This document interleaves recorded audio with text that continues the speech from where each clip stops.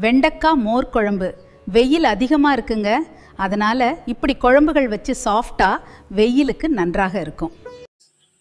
வெண்டைக்காய் குழம்பு மோர் குழம்புக்கு வந்து தேவையான பொருள் வந்து தேங்காய் போட்டுக்கலாங்க அரைக்கிறதுக்கு. இஞ்சிங்க, பச்சை மிளகாய், கருவேப்பில்லைங்க, இதெல்லாம் வச்சு அரைச்சிக்கலாங்க. கொஞ்சம் ஜீரகப்பொடி கொஞ்சம் போட்டுக்கலாங்க.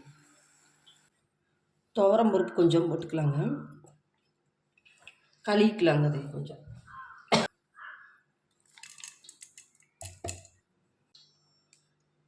தனியா பொடி எல்லாம் போட்டு அரைச்சிக்கலாங்க. இது கூட சின்ன வெங்காயம் வந்து 1க்கு 2 அரைச்சிக்கலாங்க. பச்சை வெங்காயம் எல்லாம் பச்சையெல்லாம் போட்டு அரைக்கணும். 1க்கு 2 அரைக்கணுங்க, அப்போ தான் நல்லாயிருக்கும். மோர் குழம்பு தாளிச்சிக்கலாங்க. எண்ணெய் ஊற்றிட்டேன்.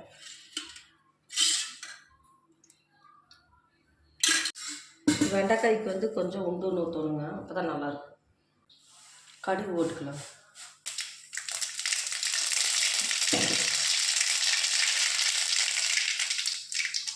ரெண்டு வரமிளகாயும் கருவேப்பிலை, வெண்டைக்காய்,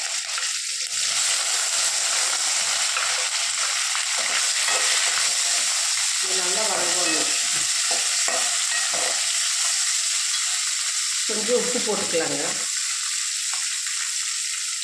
அந்த வெண்டைக்காய் போய் நல்லா பிடிக்கும். இந்த வலுவலுக்கு இருக்காது, நல்லா பிடிக்கும்.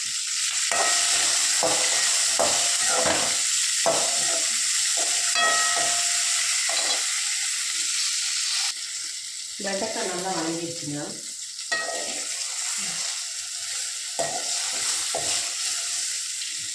நம்ம வந்து அரைச்சி வச்சதை ஊற்றிக்கலாம்.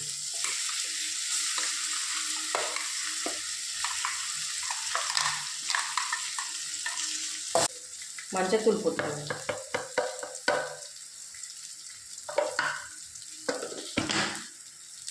உப்பு இந்த மசால் பொடிக்காக போட்டுக்கலாம்.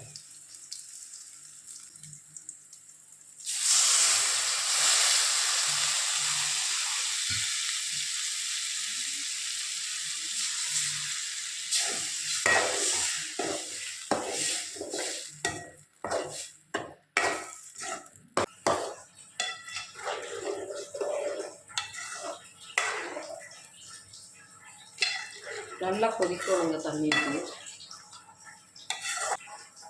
நல்லா மோர் குழம்பு வெண்டைக்காய் போட்டு நல்லா கொதிச்சிச்சு.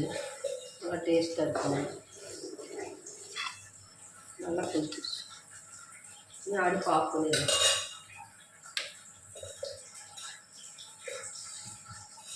தயிர் அடித்து வச்சுருக்குறேங்க. குடிக்காத தயிர் இருந்தால் தாங்க நல்லாயிருக்கும். தயிர் அடித்து வச்சுருக்குறேன், அதை ஊற்றிக்கலாம். ஏன்னா அப்படியே ஊற்றணும்னா திரியாக இருக்கும்.